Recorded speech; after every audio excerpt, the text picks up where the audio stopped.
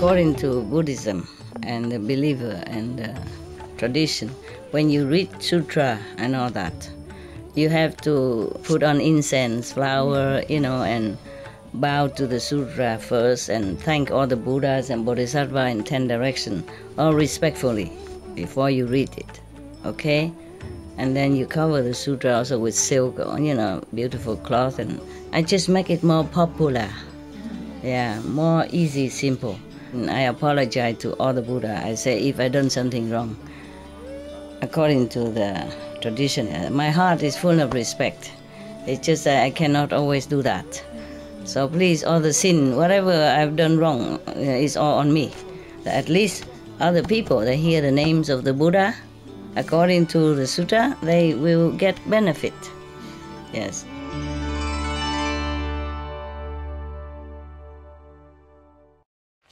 Hello. Oh, no need. No need to oh my God. I got this for the video team, cutting team. Yeah, later, okay? To share, huh? That's all I had. The fruits. Yeah, I'm losing some weight, I think, or maybe the trousers is too big. Yeah, okay. How's everybody? Good, yeah?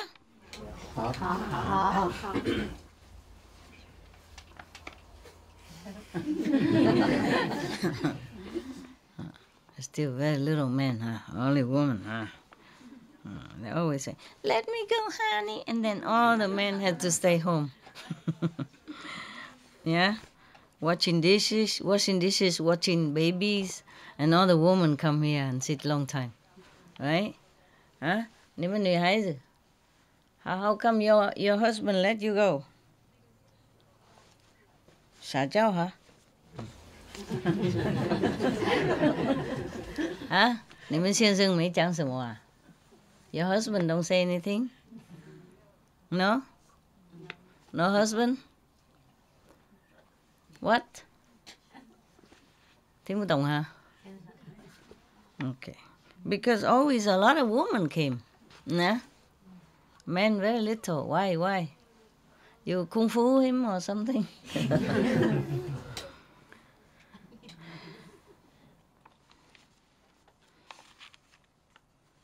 Why is so quiet today? Huh? It's not fun.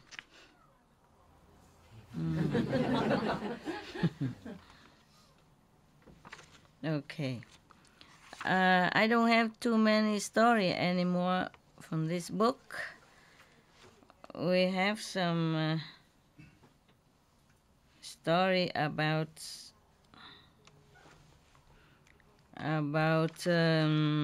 some nuns, and a story about oh, what's all this here? About somebody who making a lot of offering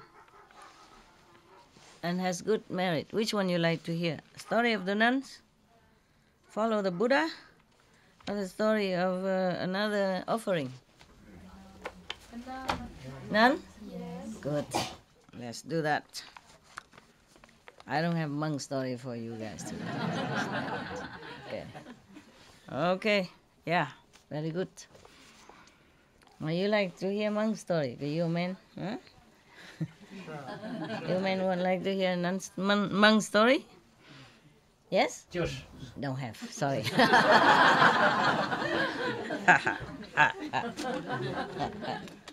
Cut you. Oh, I have to have my magic.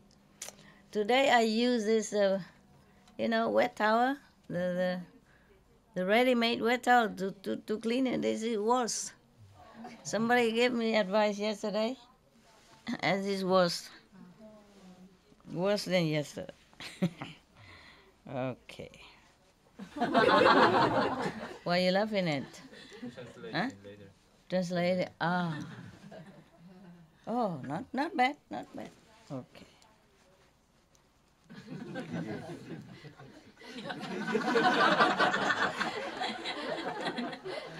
So I don't need to say anything. You just wait for translation and you laugh anyway.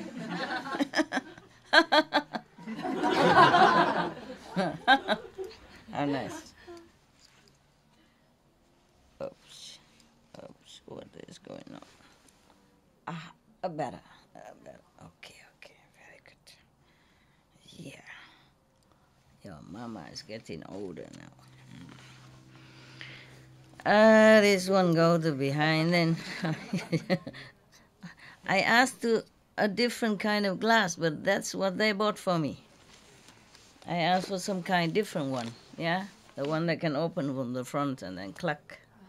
Like that. And then they buy the one that open from the back and open from the front and open nowhere. No, nothing open. Okay. Now, this is a story about a nun named Viyu. Viyu means very wonderful. Wonderful. Yeah. Wonderful Bhikshuni mean nun wonderful. Wonderful nun is her name. Her name I translate as wonderful. Okay. Yeah. This is from Anand again. Nah? Yeah, we have to thank the Buddha and Anand for all this beautiful story. Thus I have heard. One time the Buddha was in the country Save at the ashram Ki Huan. After the king of that country died, his crown prince named like a diamond, came to the throne and rule the country. But this man is very bad. This prince is very bad. He's not as good as his father. Yeah. He's very, very violent, greedy, and very, very impossible. Yeah. Many times he let his elephant came out to the city outside and stamp on a lot of citizens and make them die a lot. At this time, many of the nobles and rich families' daughters, they feel very, very, very fed up and tired of this kind of treatment of the king. So every one of them, many of them, came to the Buddhas and became nuns together. Yeah, a lot of them. The citizen at that time saw that many of these girls whose family are noble and rich and has good position and comfortable house, they all went to become nuns. Yeah, either some of them they like, or some of them they respect because of such a good family's daughters. Yeah, and they forsake everything just to become a renunciate. So many citizens, they came and make offering a lot, to them. One time, they talked to each other like this. Although we have become nuns, and even though we have the title of Bhikshuni, meaning reverend nuns, high level, high priestess, yes. But concerning the Buddha's teaching, we didn't really understand a lot. Yeah. So we has not been able to drink the Buddha's ambrosia, the nectar, meaning the teaching, the highest teaching, the one that you can feel it, you can have experience with, like initiation. Perhaps they have not been initiated. therefore, many of our karma has not been destroyed. Only initiation can destroy past karma. Understand? Only only the Buddha initiate them, then they can destroy many aeons of karma. Yeah, often like that. In many stories before, they always say that whenever they got in front of the Buddha after he preaching, and then it's special, and then many aeons of karma has been annihilated, yes, nullified. Now they were thinking that their, sensual desire and anger and arrogance from times immemorial has not been completely annihilated, nullified. So they think, they talk to each other. They say, okay, now I think we have to go to the Taulananda, great superior mother, nun, just like superior mother in Catholic, okay? Yeah. So that we can study with her. And then she will give us some of the better teaching.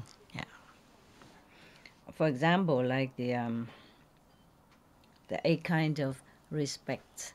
That is the Buddha when he first accept his mother as a nun. No, not mother, but like a stepmother. Yeah, his mother died at birth. Yeah, you remember? I told you. And then the sister of his mother took care of him, because he was just a born baby. Therefore, he also is also his mother. Yeah, and then after the Buddha became Buddha and have many monks and monks follow him already, and lay people follow him already, she also came, and Rahula also became a monk. Rahula is his son, his only son, also became a monk. So she also came to ask the Buddha to become a nun. Yeah, but at that time there was no nun anywhere. And then the Buddha said, cannot.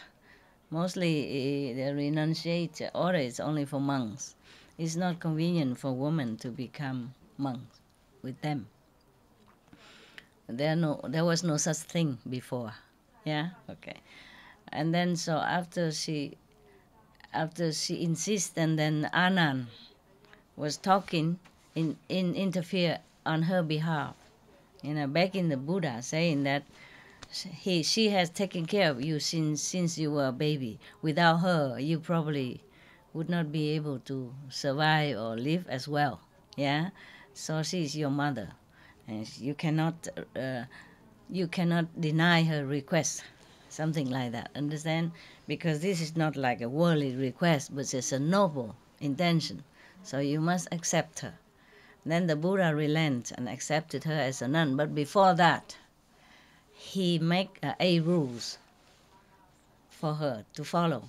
If she can follow it and accept it, then she can become a nun. Okay? I have to confess I don't remember all of the 8. But it's almost like you have to bow, have to prostrate to the monks. No matter how young that monk is. Always. One of us is like that, If she can accept it, then she can become a nun, yeah. And many others probably, but the nuns have also about 200 something other precepts, almost like the monk. It just modified a little bit for nuns, yeah, yes. The Buddha thinks, not because he didn't want, but he was worried, number one, she is from royal household, see, royal blood, and she has been used to with luxurious life, and have servants, always at her beck and call, and then she's always ordering, she's used to with this kind of how you say, matriarch like life, yeah.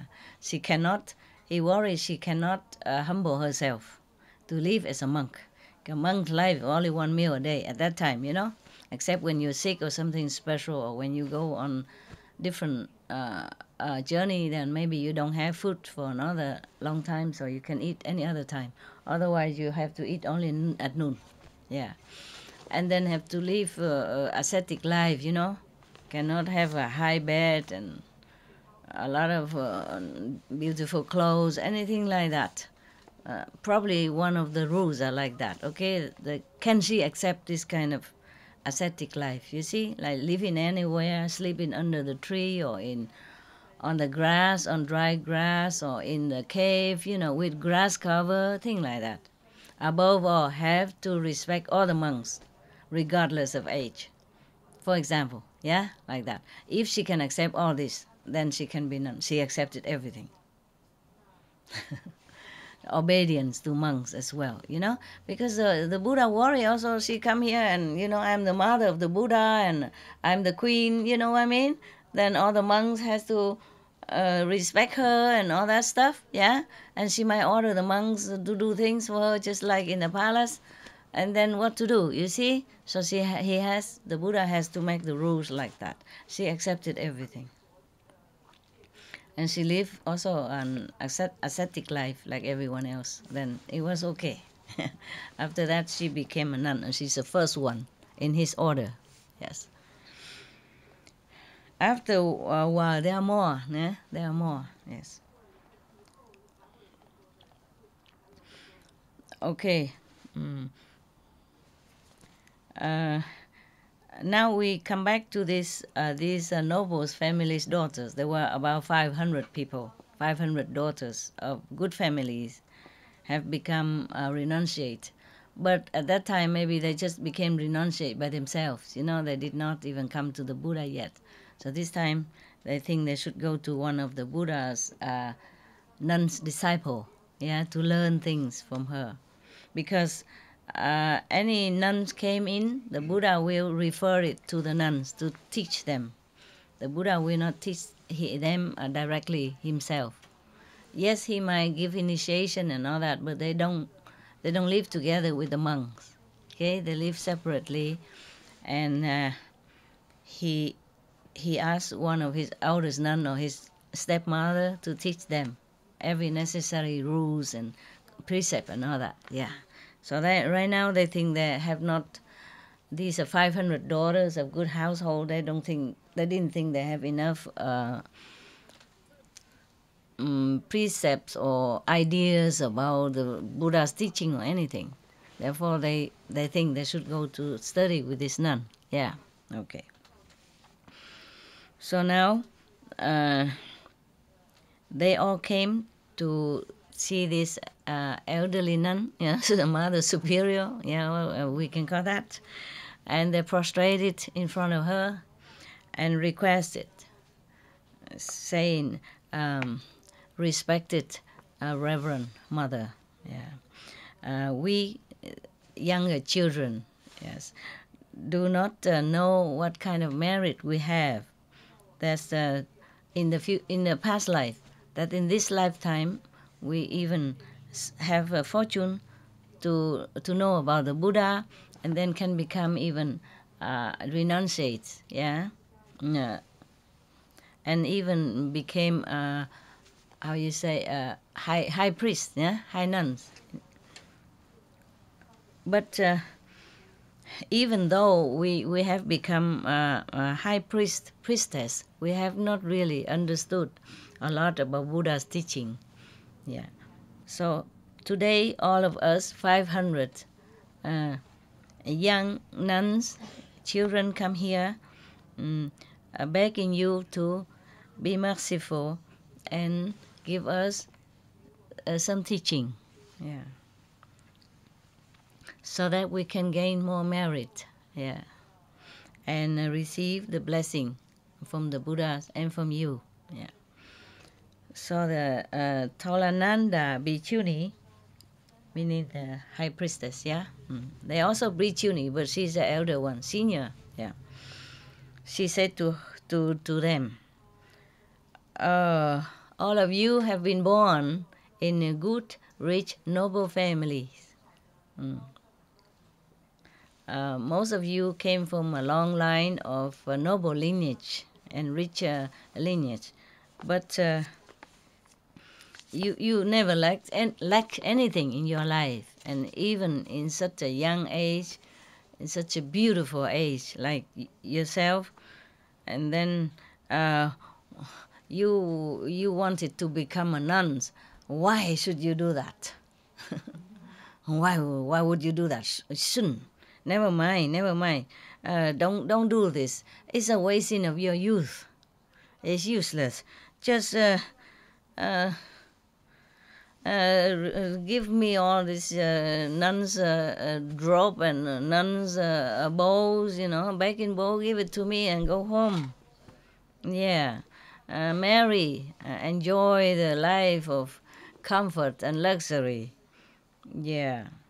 Uh, why, it's a pity if you became a nun and stay in some of the, a remote area, have nobody to talk to, and loneliness, and it's like you bury yourself under cold ashes, wasting your life. Just go home.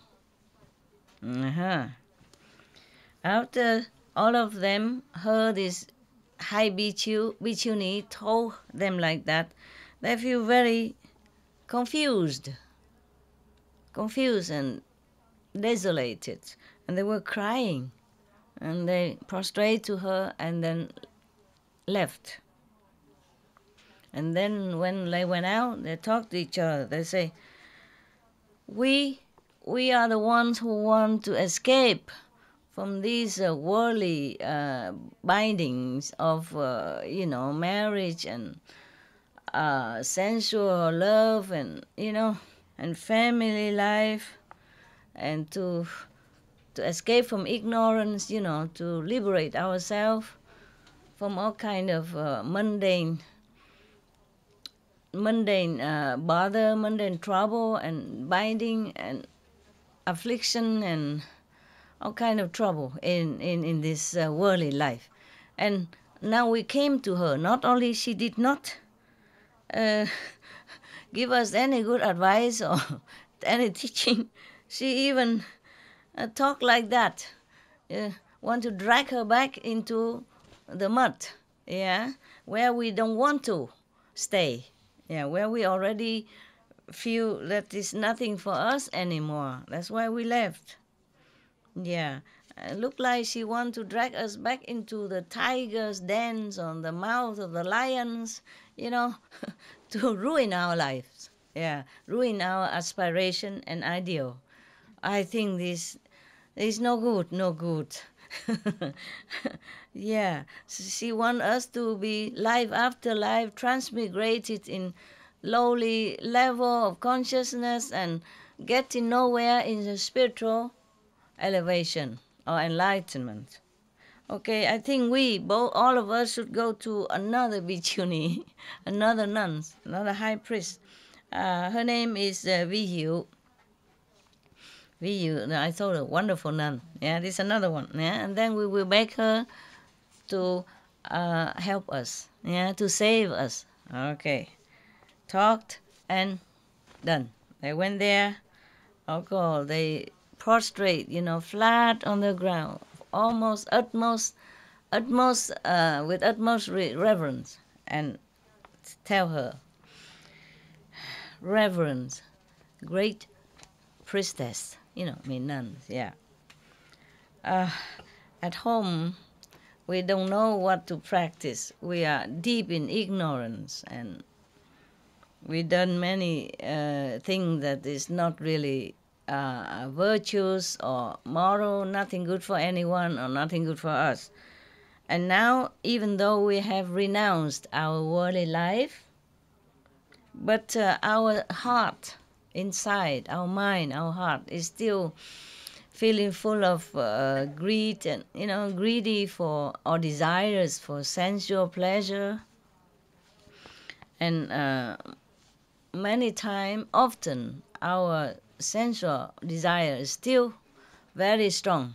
It just comes out of nowhere, and we cannot control. They're young, the hormone. The hormone is a trouble. But even then, at least they know how to run away from it, huh?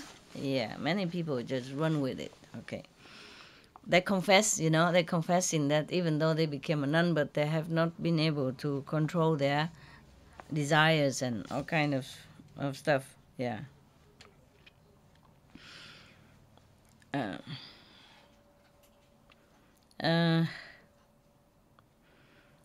Please please advise us something, teach us something, so that we can be able to control that. We can be so that we'll be able to liberate ourselves from all this binding of the physical desire. So from this karma, karma of desire. So the bhikkhuni, wonderful, said to them, there were 3 lifetimes, the past, the present, and the future. Which one would you like to ask about? So they say, reverence, bhikkhuni, the past and the future is far away. Yes, we don't dare to ask. We only want to ask about this present life. Like the karma that binding us in this kind of sexual desire, from the bodily longing for sensual pleasure, that is torturing us in this lifetime, that we could not control, that we don't even know where it comes from, and it's just kind of pressuring on us, oppressing us. Please tell us, is it bad or is it good? Is it beneficial or is it harmful to us?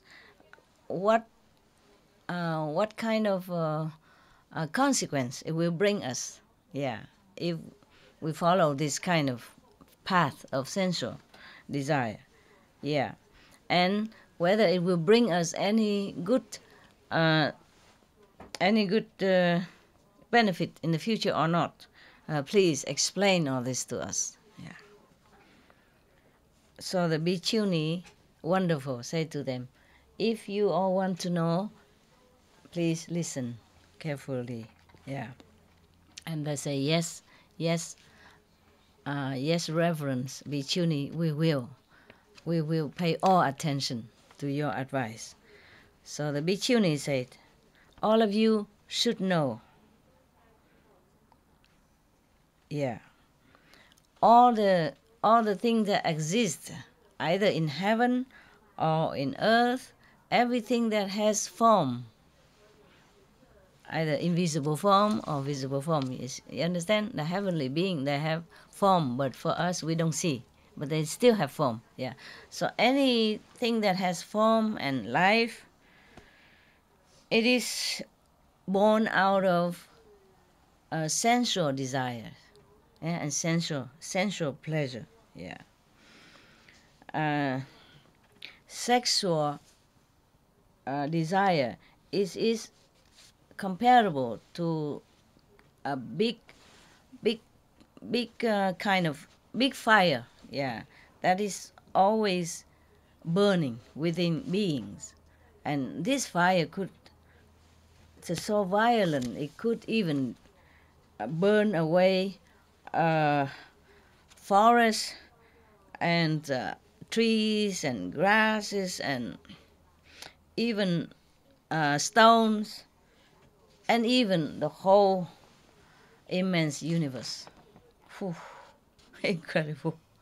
I never heard anyone say such like that. Okay. Anyone who has been captured tightly within this sexual desire is as if the enemies is already in your house. They're going to destroy your house, destroy your life, and this person, if indulging and following that desire, will definitely be not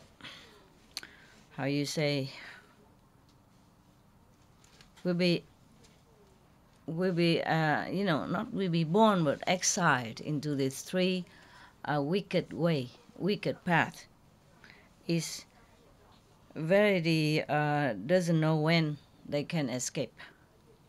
There is no time that they can escape. No schedule. No schedule time that they can escape. These are three bad paths, the three evil paths. This is, you remember? What? The hell,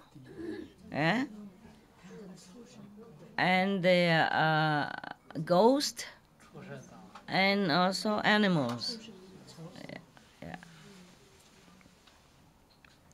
It's very difficult for them to be born as human even, unless they are good, even their family, but they practice, they keep the 5 precepts or the 10 good ways. Yeah?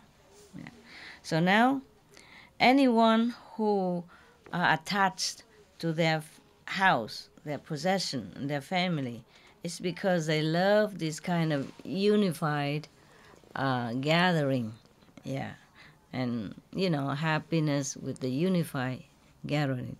And because of that, because of this, it's they will give, their life will be given into being born again and getting old, getting sick, and then die in this kind of circle. They will not get out of that circle. And then they will have to also suffer,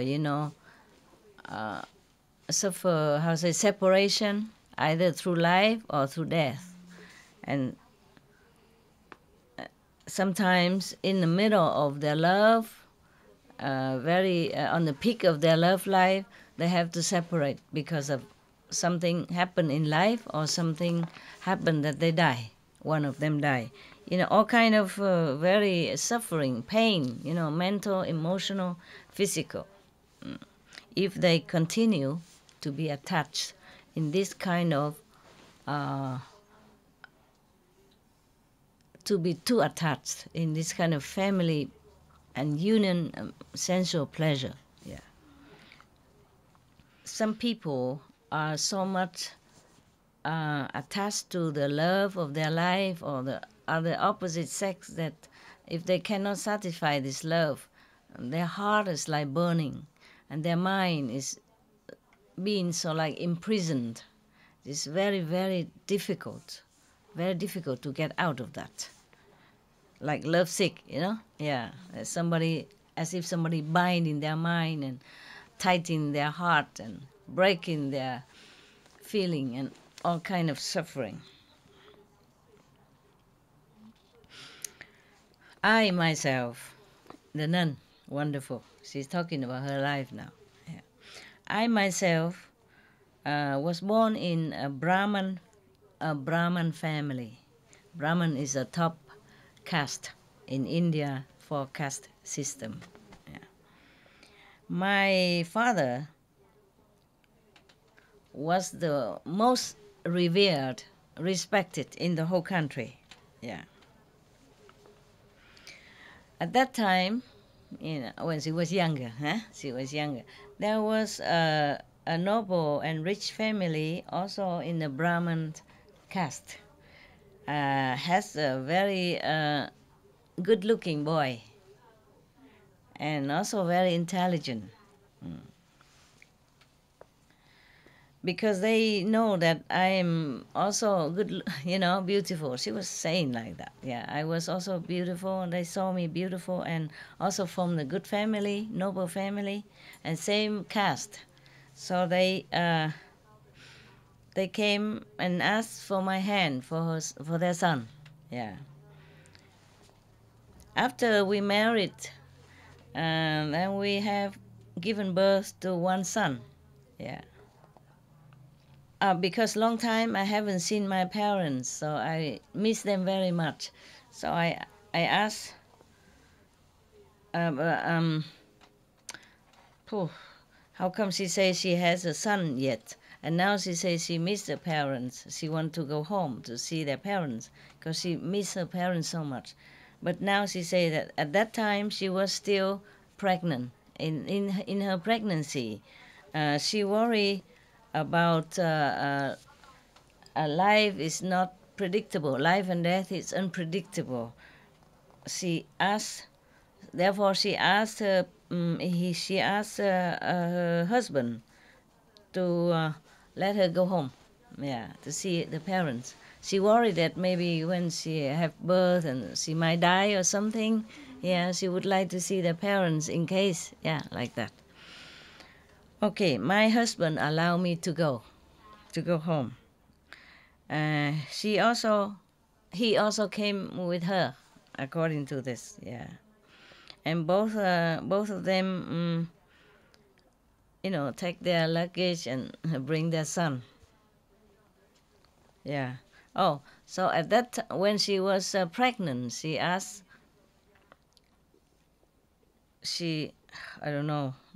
Now, probably she asked when she was pregnant, but now already gave birth to the kid. Yeah, and then they took their son together, go back to see the wife family. Yeah.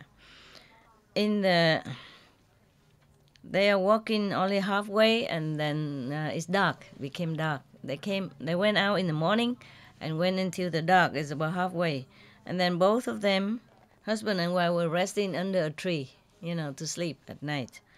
But in the midnight, she has her stomach problem. She has, I don't know, period or something problem, and then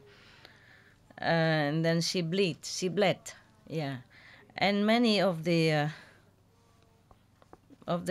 poisonous snakes and other insects, they smell the blood, so they came there.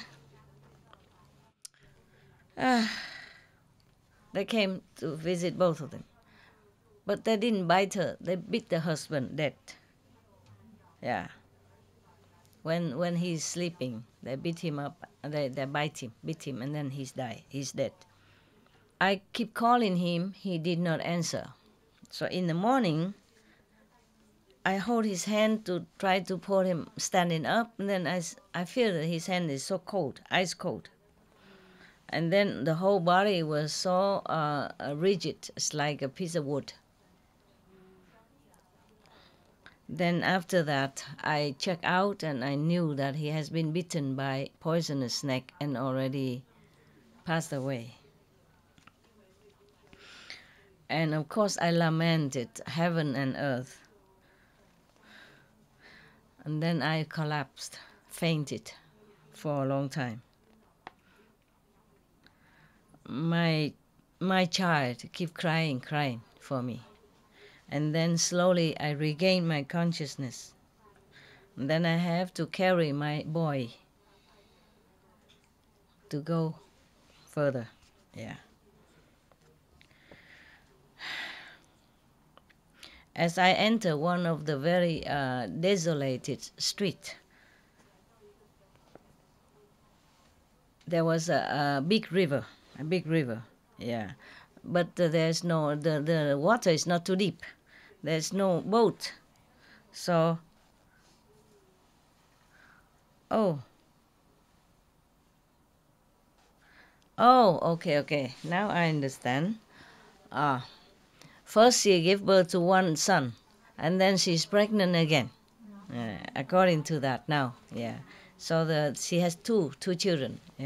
So okay. So because there is no boat, so she carry one child first to the other side, so that she will come back later to get the other one.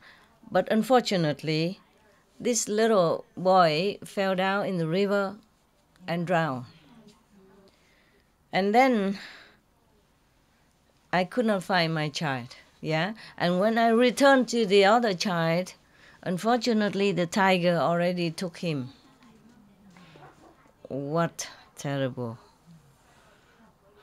misfortune, huh? Husband died, and then one child died, and then another child drowned like that. This is terrible life. But it could happen. It could happen to anybody. Today I watched the terrible news about refugees, particularly from Syria, And then there's another there's one family, the husband went out to another country to become refugees, wanting to make a better life for their family, his family at home. But then, I don't know, his family somehow dead from the sea. Their body are washed to the shore. One baby, one little boy, 3 years old, his brother and the mother. And the husband has to go back to the city where they wanted to flee in order to bury 3 of them. And many refugees are, streaming into Europe right now. Many European countries are trying to cope with it. And they even walk, like in Hungary, the police tried to stop them and put them in I don't know why they stopped them. They were staying together in the train station. No food, no water, nothing. Just rely on some people, private, come and give them something. Then the police don't let them board the train to go to Austria or Germany. They want to go to Germany. They think German people will welcome them better. But the train will stop going.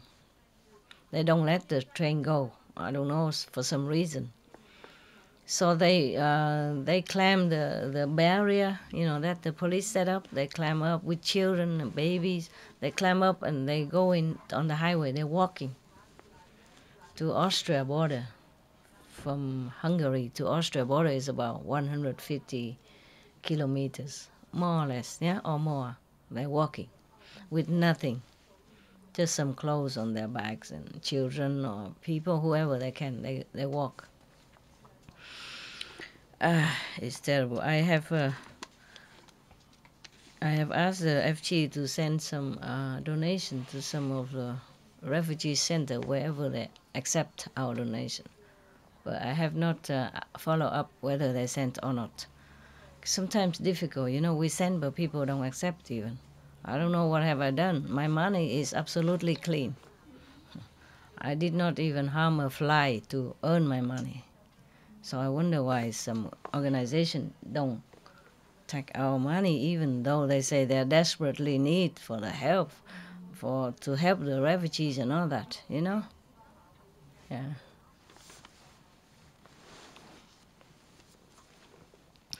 It's probably just karma, Yeah, it's karma. Yeah. Sometimes they say that if they accepted our money, then other big people will not donate to them anymore. So I wonder why. Have I ever killed any fly? Huh? Yes or no? No. Oh. Have I done anything? Robbed the bank or something? No. I earn my own money. Yeah? Clean. I didn't sell drug or I didn't sell anything illegal to make money. Our business are registered and legal. Yeah, registered with the government and legal. My money is clean. But what to do? Yeah? We wanted to help only. We didn't want fame or name or anything. We could even donate anonymously, but they don't accept. Some funny, funny concept, huh? Funny mentality. So I'm tell them to send to some of a refugee camp, if they can, yeah. Because we cannot always go into the camp ourselves, but we can send through other organization who's already there, Sometimes some government don't allow everybody to come in the camp, just some already stay there, Then we go through them. But if some of them don't accept, then we also have no way to help the refugees at all. No way.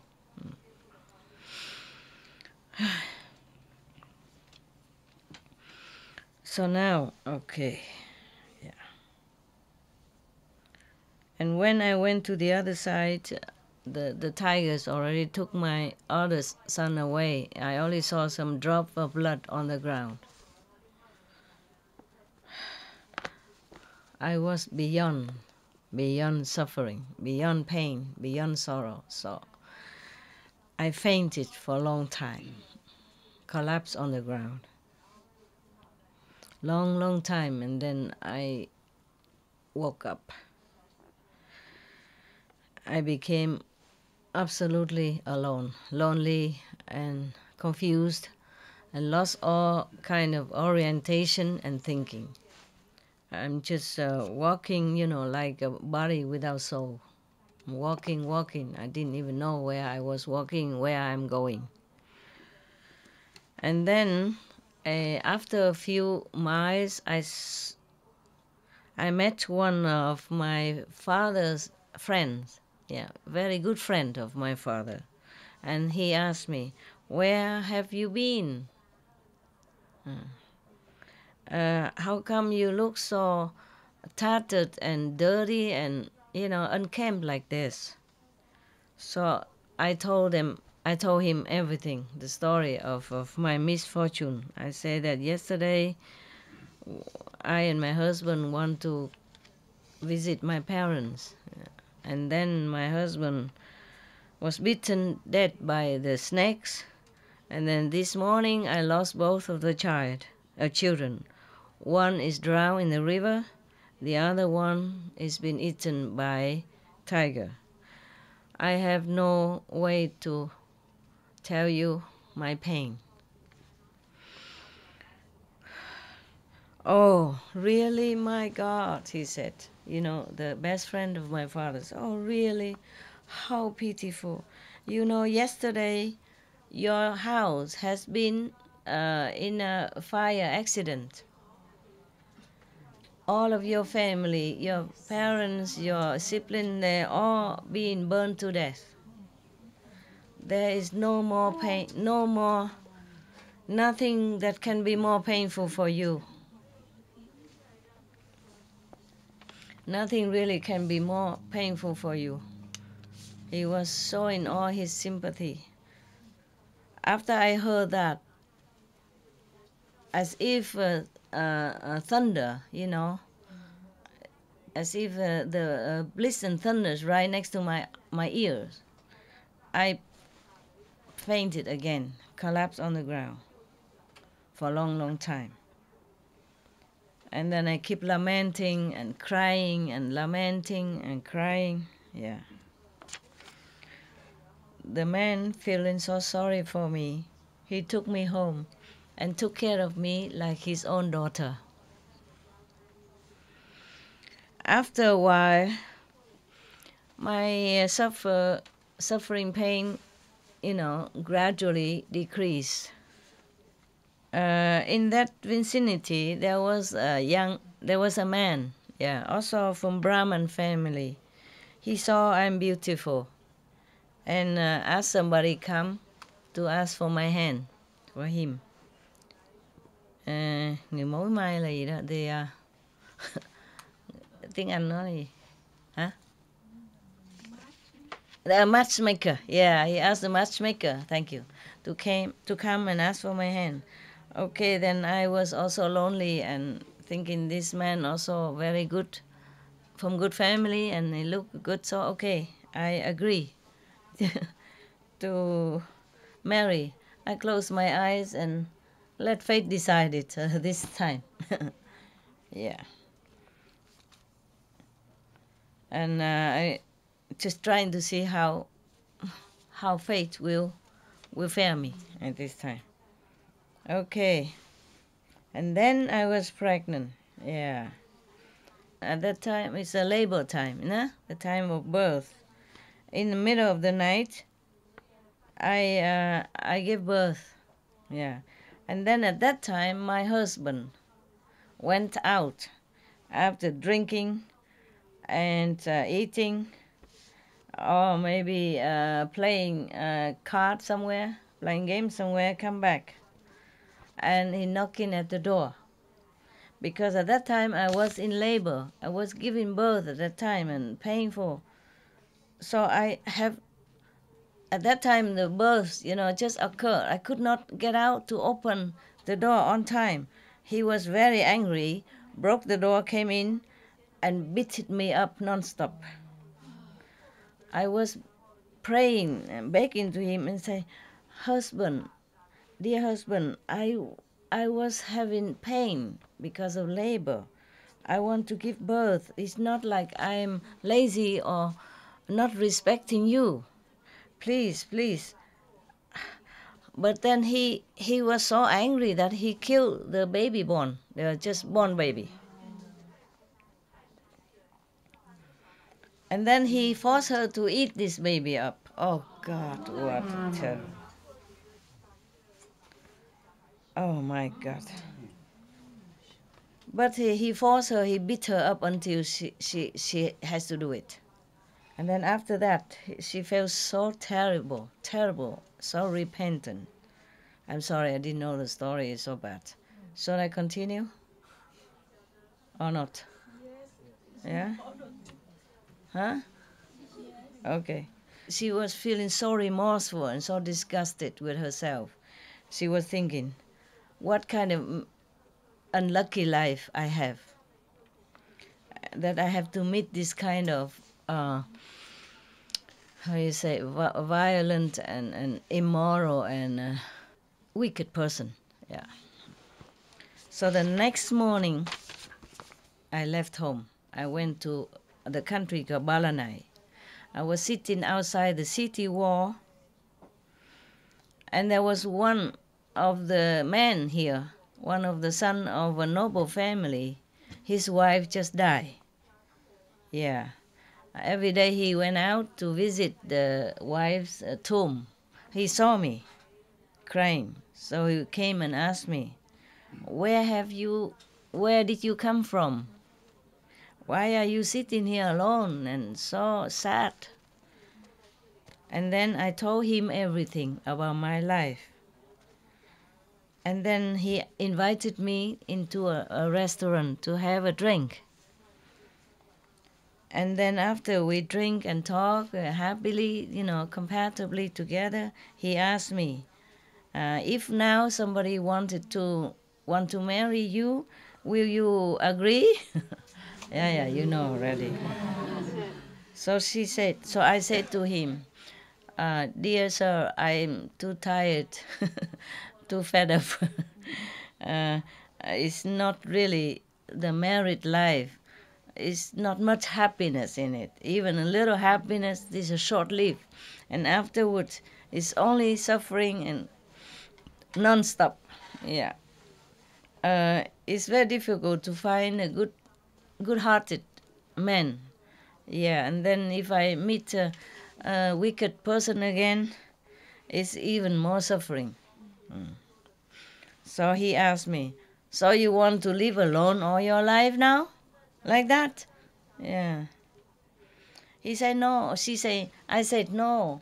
I not really desire to live alone. It's just if I find somebody who is gentle, yeah, who is a gentleman and good heart, and then maybe and also have moral standard and also educated, then I probably will agree to marry him. Yeah. So he said, all right, miss. Okay, I'm not beating the bush any longer. I am the son of the noble family in this city. Yeah, the wife just died recently. I saw you a good woman. Yeah, very good-hearted woman. I would like to stay with you for 100 years, meaning marry you. Would you like? Yeah. So I saw him look like a gentle person. Yeah, like a very good person. So I agree to marry him.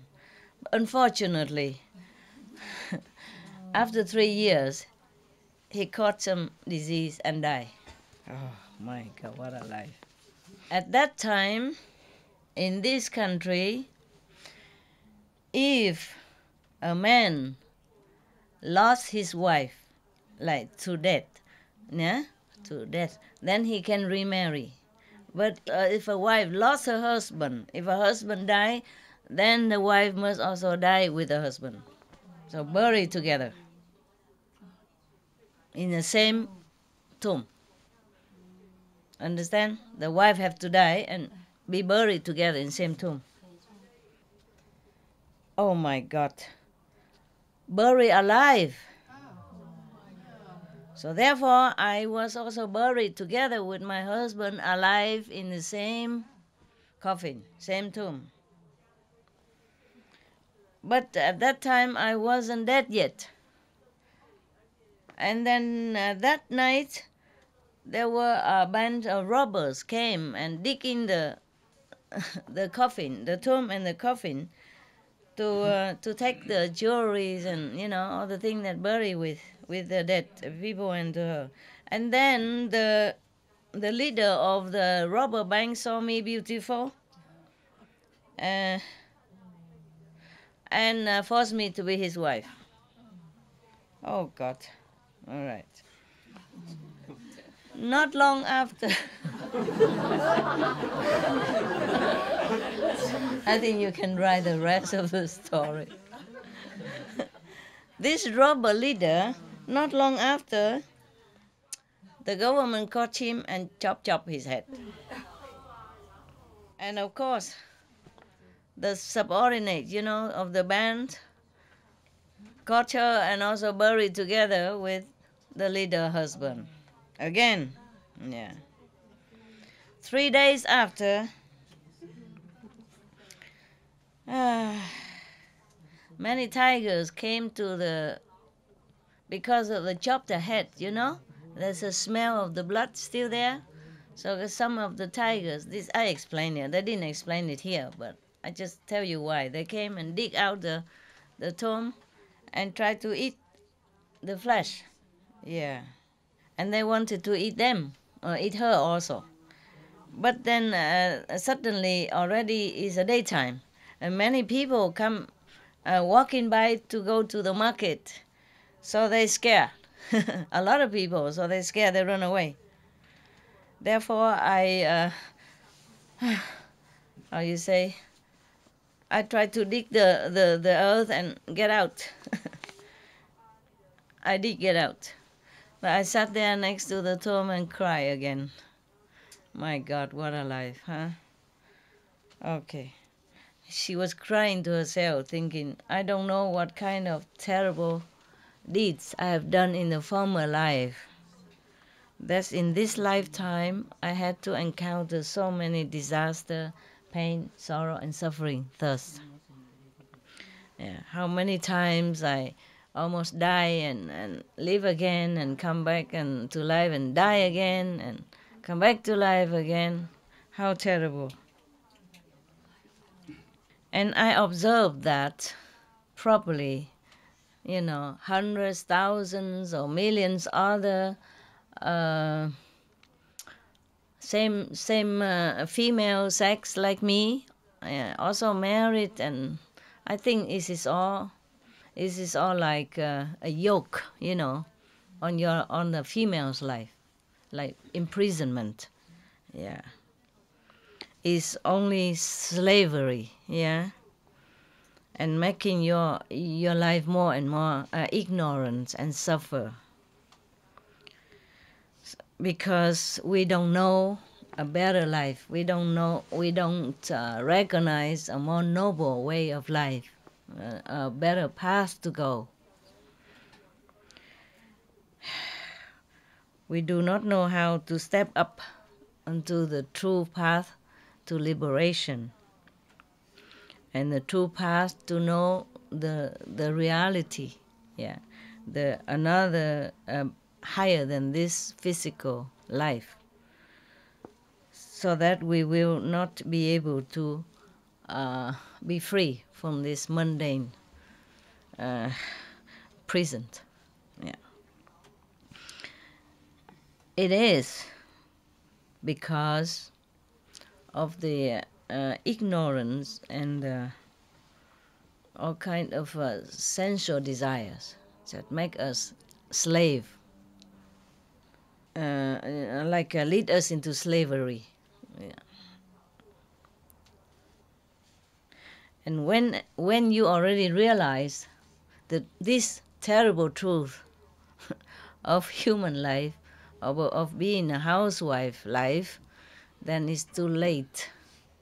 As if we are always being being dragged again and again into the kind of traps of sensual pleasure and greed and lust for fame, and fortune and happiness, which is a delusion, delusive and elusive happiness. Yeah.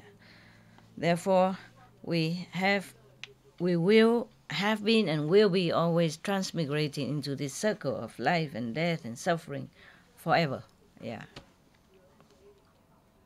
Now I just suddenly remember when she was crying like that. Then she suddenly remember that one time there was a person from the family of Shaka, the Buddha. Yeah. He has become a monk, renounced the world to practice the truth, and now he has already attained Buddhahood. Okay, I think now I should go to him to take refuge in him so that I can escape suffering. Yeah. So I got up, keep walking, but my body is full of pain, and my stomach is also very, very hungry and thirsty. And it's a long, long way to where the Buddha is, and it was a very dangerous way, dangerous journey for a woman alone, hungry, thirsty. But I do not mind. I did not mind. I was determined to go to find the Buddha, to liberate me, to help me. I keep walking and asking the way until I found myself. I found myself in the forest, Kihuan. Yeah. At that time, it's already dark.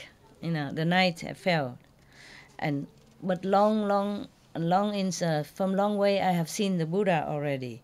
I have seen him bright as a mountain of gold. Yeah, a very dignified, very majestic, but full of compassion and mercy. He is truly an extraordinary being. He's not from this world. Yes, he's definitely able to liberate heaven beings as well as human beings. So at that time, I was beyond joy. And I knelt down, on the road and looking toward his direction and pray to be liberated. And then the Buddha came to me. At that time, I was kneeling on the ground. My body has nothing to cover. I feel so ashamed. I have to try to cover myself with my hands. Yeah. The Buddha asked Anand, a reverend, to bring me a clothes to wear, a piece of a clothes. And then I went to the Buddha and prostrate at his feet, and then tell him everything about my life up to now, and beg him to let me become his nun disciple. Yeah. And then the Buddha asked Anand to bring me to the nun, great compassionate way. That's her name. I translate it like that, to teach me. Yeah. And then she give me the bhikkhuni, the nuns' precepts, yeah, and make me become a priestess. And then she teach me the Four Noble Truths, yeah, how to escape suffering and birth and death, transmigration and all that. Yes. I was very diligent in my practice and keeping my precepts. as a nun. Not very long, I truly understand, truly realized that life is truly a suffering, and the Buddha's teaching and enlightened saints' teaching is truly a path to liberation. And then I could even understood my past lives, and I can see my future life, and I can see what kind of bad deeds, what kind of wicked deeds I have done in the past lives, so that in this lifetime I have to bear the consequences. So some of the new nuns asked the Bhikkhu, Bhikkhuni wonderful, Reverend Mother, in the past life, what kind of sin did you commit it, so that in this lifetime you suffer so much? Please, can you tell us, so that we can learn something? So they say, yes, I will tell you. Pay attention. And they say, yes, we will. Long life ago, long time ago. At that time, many lifetime ago, long time ago in the past. At that time, there was a noble, rich family, has no children. Yeah. Has no children with the first wife. So he married a concubine, the second wife. Yeah. And this concubine, this wife is very beautiful. The second wife is very beautiful. So he really favored her very much. She's his favorite. Yeah. And both of them are loving each other passionately. Life is good. Love is great. Yeah. Not long ago, she gave birth to a son even. Oh, God, it's even more favorite. You must know, you should know in the old time, even now, giving birth to a son. For example, even now in China, give birth to a son meaning good. Give birth to a woman, no. We are still second-class citizen, okay? Because men can carry the family's tradition and business and name, you see? So that means the family name will live longer, continue. But the woman born have to be married far away from home and take the name of the husband. And whatever children born, it will be the name of the stranger over there. Understand? Nothing to do with the wife's family anymore. For example, like that. Yeah. Therefore, since then, he even loved her more and more and more, Anything she wants is immediately she gets, yeah, like that. And then the first wife was thinking to herself,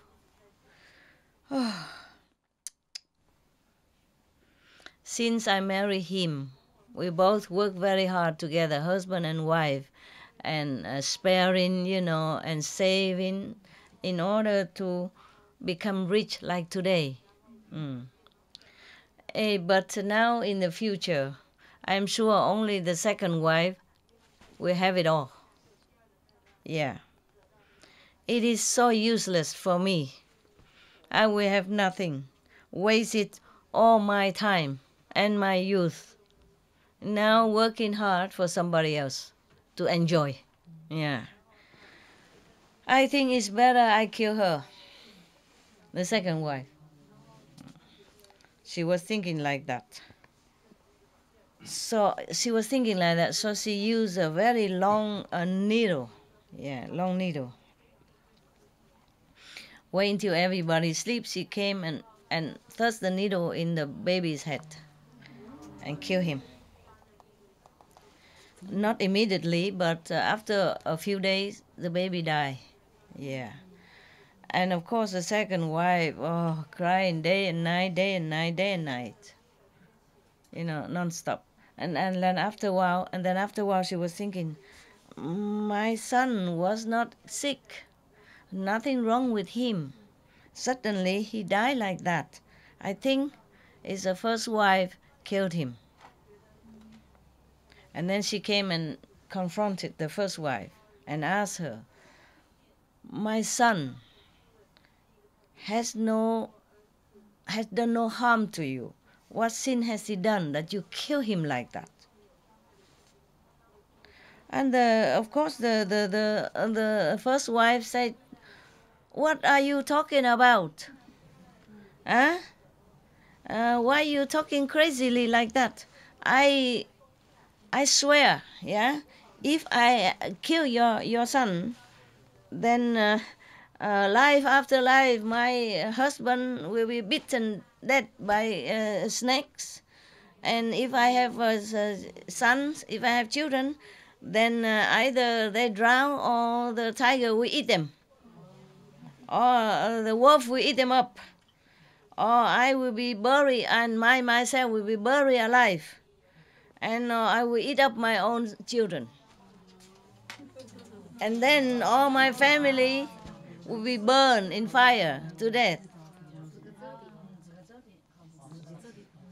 Yeah, everything happened, as she said, as you knew already from the story. Okay, so all of you should know the first wife of that noble rich family man, that life was me, because I did not know about the karma and the consequences of karma. Therefore, I was wickedly killed the baby son, and I swear as if nothing will happen. Yes. Therefore, in this lifetime, I had to suffer that much, as exactly as what I have wished in my swear, in my, how to say, not swear, is it?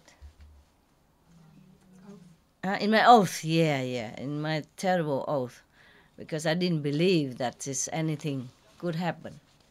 Yeah. Okay.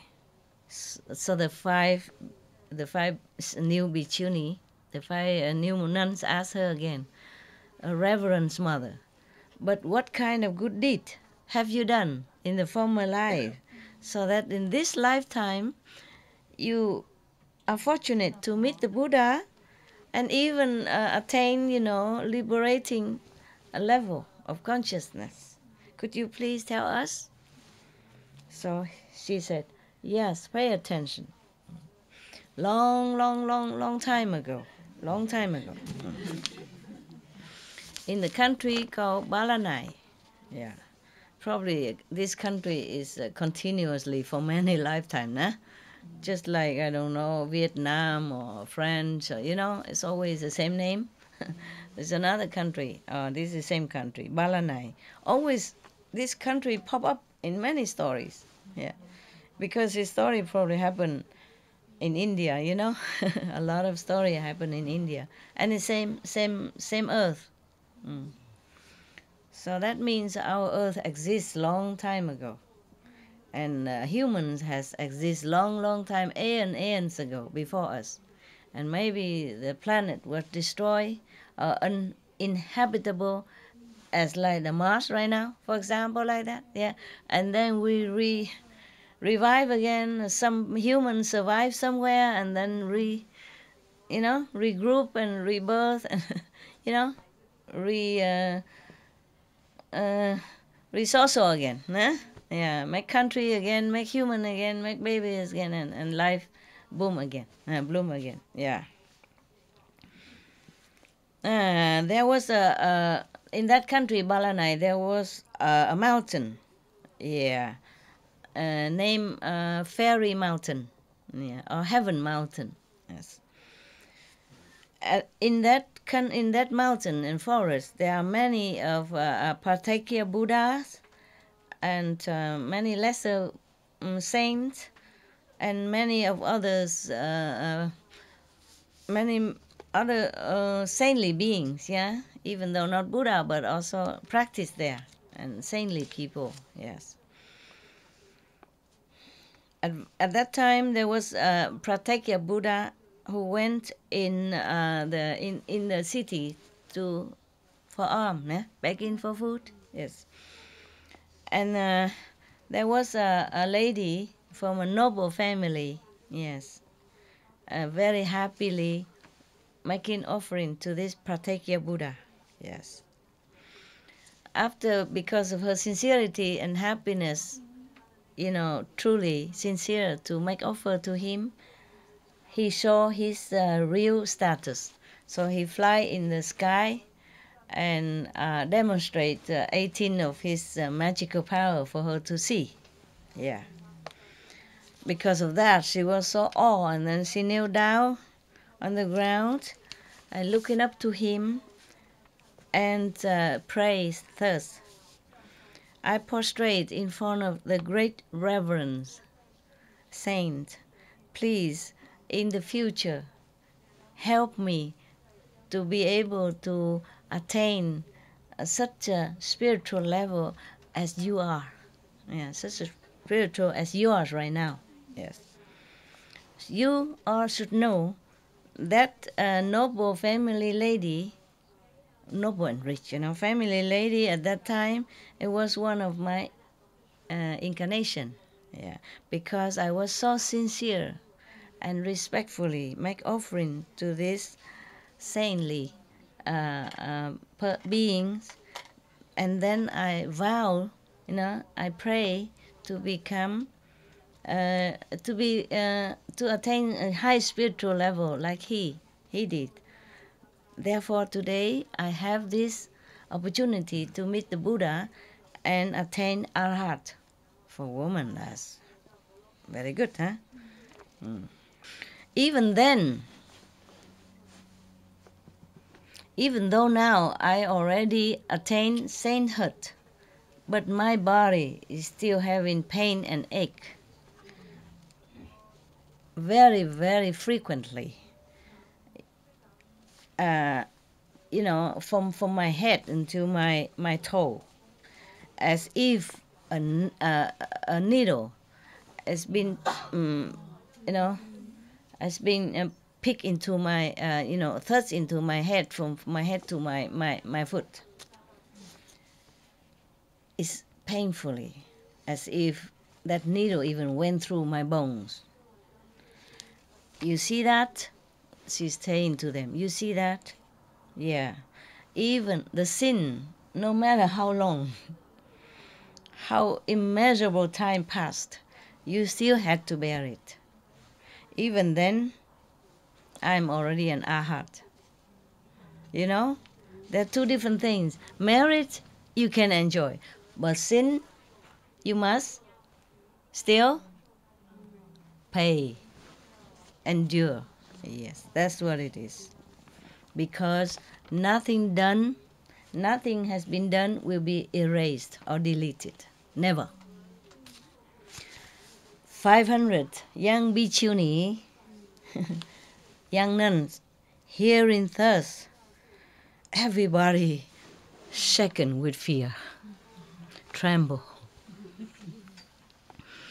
And then they observe within themselves about the root of sexual desire and sensual pleasure and worldly greed and, longing for worldly satisfaction, as if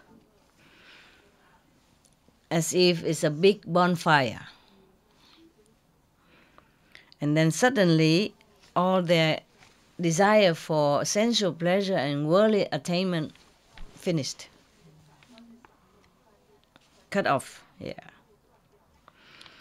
And then they observe all the suffering, all the mundane pleasure or suffering is as if it's a prisoner, as it's a prison. Therefore, their karma also cut off.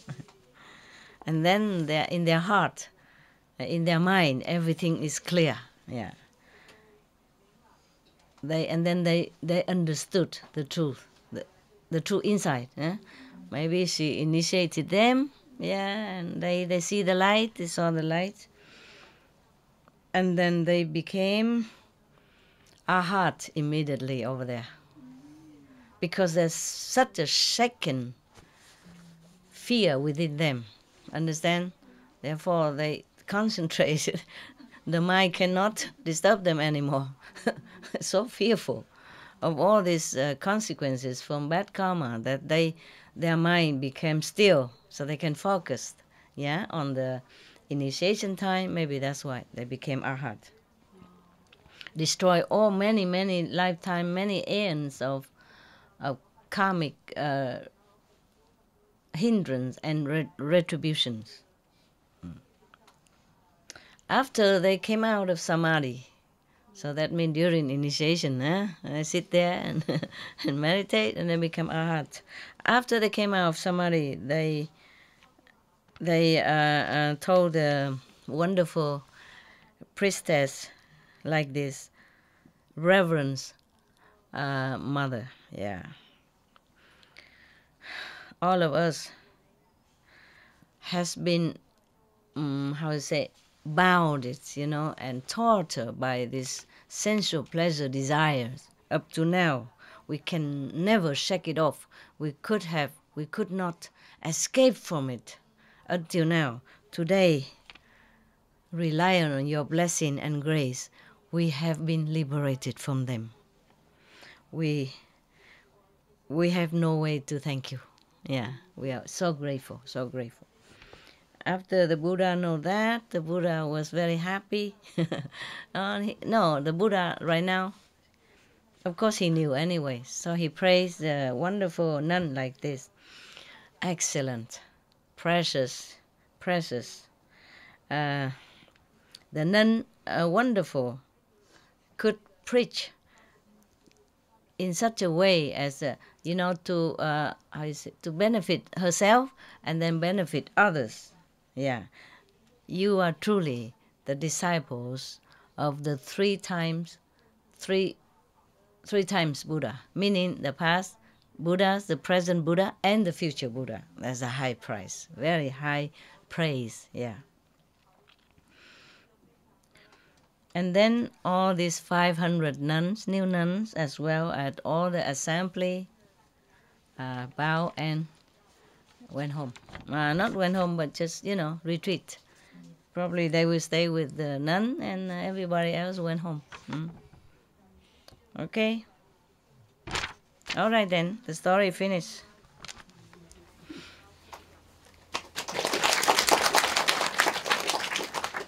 We thank the Buddha, huh? Wow. What a story, huh? You guys okay? Shaking with fear or not? No? Yes or no? Yes, huh? In the heart, huh? Feel shaky, huh? Yeah. Who wouldn't, huh? Yeah. Even many eons passed, many lifetime passed already. Just one time, kill one baby. Became arhat already. All repentant, remorse. Suffer so much already. Still had to bear that consequence. Nothing we can escape free. Therefore, really, karma really exists. Yes. Even become arhat. Yeah. Some karma will be destroyed, but some will remain, so that you can continue live on. Understand? Yeah? For example, we make many bad things. We did many sins in many uncountable lifetimes. In this lifetime, come back, be reborn as human. Suffer some, but some are still in store waiting. Okay? Because in one lifetime, you cannot suffer much more than, like the nun had done. You see, there's a time span for everything. So in one lifetime is short. So you will be allotted how much karma for one lifetime. Then suppose you come back again, then there is a next stored karma will come for you. If without karma you cannot exist here, you're probably in heaven, okay? Or in hell, somewhere else. A different karma then. Huh? Therefore, the nun, luckily she came and took refuge in the Buddha, and she became arhat. And at the time that the Buddha accepted her and initiated her, he will destroy all the store karma. Understand? So that she will not be born again to suffer any. Yeah. But even then, the fixed karma for this lifetime, she has to bear, even after become arhat already, because that's her fixed karma. Without this karma, she cannot live here. All of us, same. Okay? Yeah. Except the master, who has to borrow karma from everybody. Not borrow, but have to come to bear everybody else's karma. Therefore, the master will not suffer any karma because all done, you know. The Buddha already had no more karma. Yeah, but he still had to suffer here and there because the karma of disciple. Understand? Yeah. All right. Okay then, huh? Good. Yeah. I don't know what kind of karma that I have. My knees so painful. Yeah, it's old age karma. Okay, get up, go walking. All right, huh? Any question concerning story, karma, merit, good deed, bad deed? No?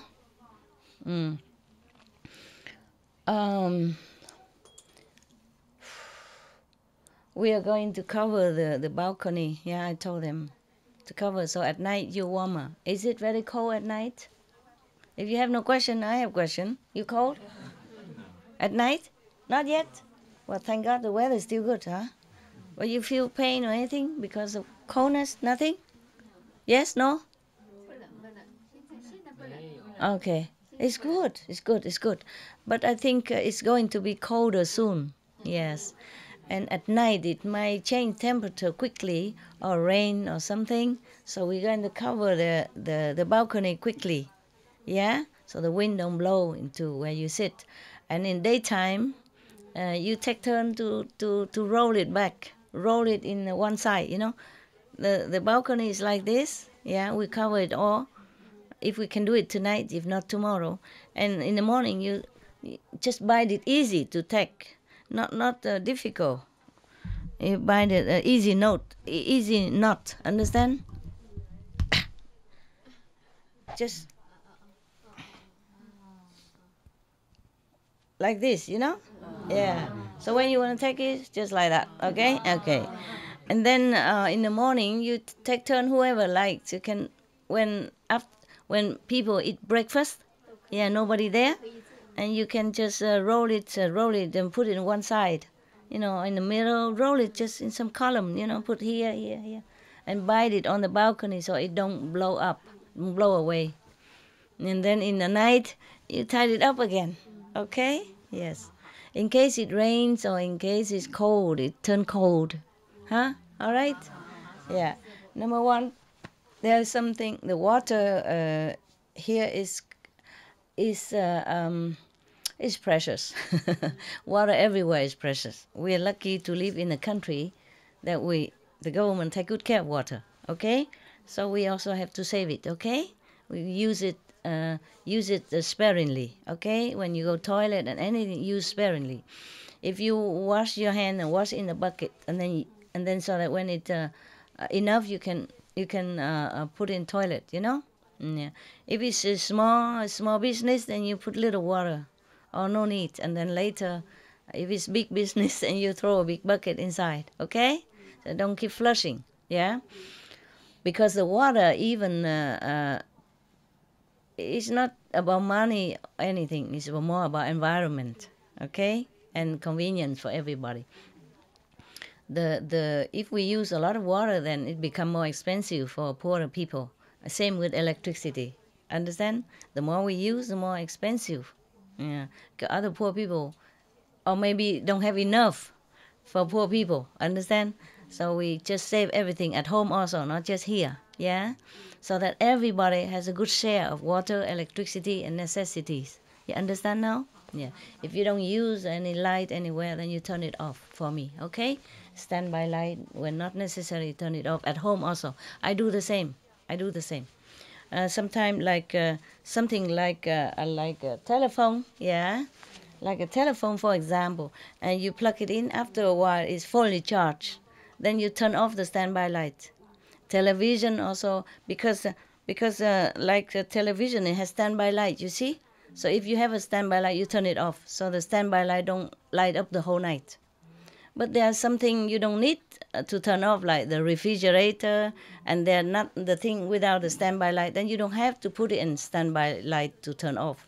Put on normal light, normal plug, normal socket, so that the standby light don't light up the whole night, the whole day, and it will cost electricity, understand?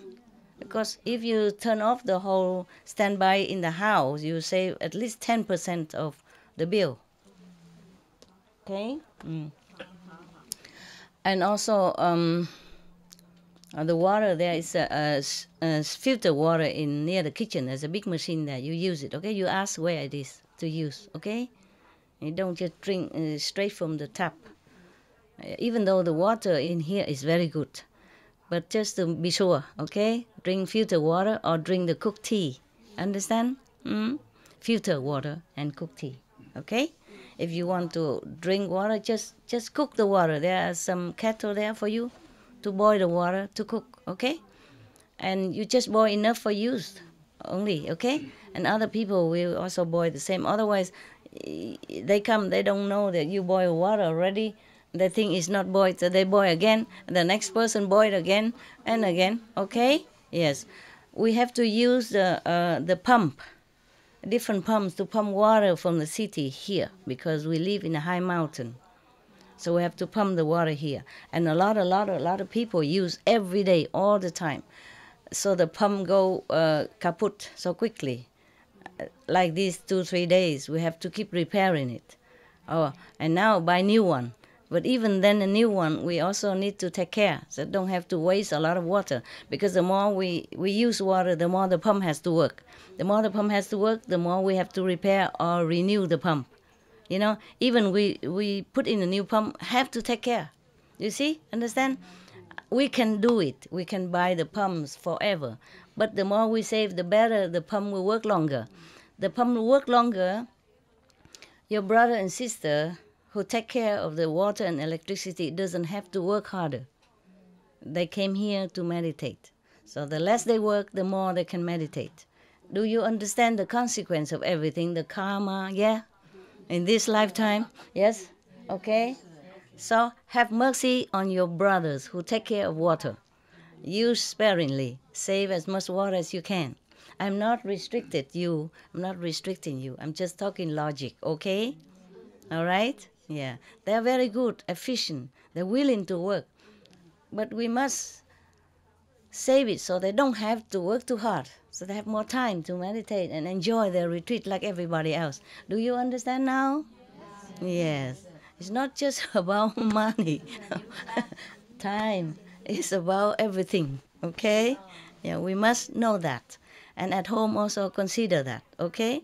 Because also the more we use water, the more the government had to work on water, because the water don't come straight to us from the river or lake. They have to treat the water with some chemical, okay? Have to have people to take care of water, protect the water, test the water every day for us, and use machine and all that to pump water in all direction, understand? So if we use less, then they have to take care less, and they use less chemical, less treatment. Understand this? So everything connected with each other. Even if we can afford it. I can afford it. It's just we must be careful about how we use everything on this planet. Yeah? It's a common property, even though you pay for it. But water belongs to common property, belongs to everybody on this planet. Actually, it's like that. Just unfortunately, our world has not organized enough so that everybody has a good share of water. And because of water, many wars broke out, you know. Yeah, they sometimes they're warring with each other because they want to get the position where the water is. Yeah? And because not enough water, people have to go far away or have to fight for water as well. It's very important to have water, that's why. You see, I hope in the future that many governments, leaders will sit together and plan of the way how to distribute more water for different areas. You know, many people, many children have to drink unclean water or poison water because they have no choice. So here we have fortune to drink good water. Yes, we should be, you know, treasuring it and, you know, taking care of it as much as we can. Okay? That's all. Okay? Right. Yeah. Water, electricity is a fortune for us that we have. Many countries, many areas don't have electricity, don't have water. Remember that, okay? And even many refugees come, they're short of water, short of many things. We are very fortunate. So we try to treasure and take care, okay, huh? Everybody understand? Yeah, very good. I was just thinking I say something else, but I forgot. Oh. And you wash your hand in the sink, even you have the sink, but you put a bucket, small bucket, and so your water will come into the bucket. And then you bring it and put into the big bucket or in the toilet bucket and put the empty bucket back under the sink faucet so that when whatever you wash, it go in there. And then we use it for different things, okay? The toilet or everything, yes. Especially summer water sometimes is more shortage than usual. And nowadays, many of glaciers has melted. So the water is getting more and more precious all the time because of climate change as well. Understand, yeah? Yeah, okay. All right then. I wish you a good meditation night and a good rest, yeah? Okay? I also will come in and out, meditate with you, and then I have to come out, take care of other business and take care of my dogs. They're my family. I'm responsible for them. Now they're older and, you know, not well. I have to take care also. But luckily I have some people also take care of the dogs. Otherwise I have no time to sit here with you. You know, they're older. They need medicaments, they need feeding, they need taking care, go in and out and all that, you know, cleaning. And so I'm also grateful that somebody taking care.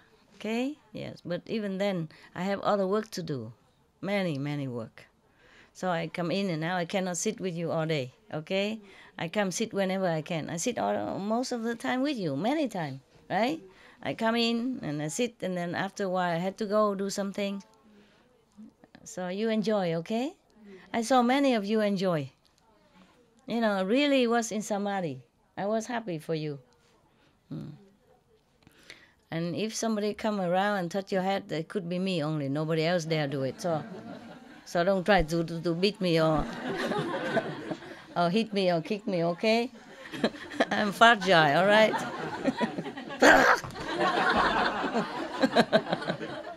Don't kung fu me, huh? Otherwise, I'm so scared I don't come touch you again. Yeah, you always want me to touch your head and your wisdom eye, then that's why I do it. So don't kick me, huh? Huh? I always try to be gentle, but I'm very gentle already. You know, first I touch a little of the hair, and then I go down to the wisdom eye, but somebody still kung fu me now. Okay, it's okay. Huh? Ah, you're welcome. Okay, take care of each other, huh? The one who came earlier, they teach the new one how to go around. Okay. All right. And don't try to stare at me whenever I go out. Be natural, okay? I know you like to see me, but I'm very uncomfortable. I always try to talk to somebody, and then somebody else want to jump in because I'm talking to that guy, so she also want to talk. I'm talking about work. Yeah, and if you interrupt, I might forget what I was saying. Okay? Or the person might not understand what I was saying, and then you'll be in trouble. Understand? Whatever I do here, I talk here, it's just for everybody, okay? Don't think I have any private conversation, nothing. Don't try to come in and have a look or stare at me. Very uncomfortable. Understand? Yeah. If I'm talking to somebody, don't try to jump in so he can talk to Master. I also can. Now. Don't be like that, okay? You all very big already. Big, big, big, older. Some older than me, some less older. You're not children anymore. Don't always ask for stuff. Give me. Give me blessed food. Give me this, give me that. I already blessed the cake. And still want me to give one by one. My God, imagine. Do I have time? I have to also take care of many things. Understand? For you here, I have to take care of more things. For you to sit here, understand? To sit here, meditate well, I have to run around doing background job. Yeah? So don't keep asking for more. Whatever I can do, I do already. Don't think I don't know what you want. I know. But many of you are so childish. You want an extra, give it by the hand. Why? Huh? You don't have hand? Huh? You go take it yourself, okay? This is for the people who goes home. Everybody take one only, yeah? We don't have enough people to keep buying the whole supermarket, okay? Yeah, because people will keep coming, and we always have to do shopping. We don't have enough time and manpower. Understand this? We have people to buy, but they also have the limited time. And their physical body also need rest. They work all day already, everybody. Understand? The workers, the shoppers, they have to go out every day in the traffic to buy things for you. So whatever we have, be happy with it, okay? Don't ask for more, okay? They work very hard. Every day have to go out, do shopping for you, for us. You have to be thankful for whatever we have. Okay, huh?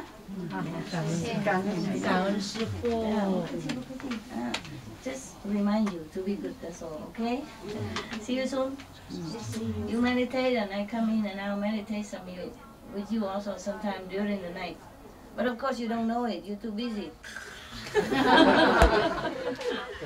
You, huh? Oh.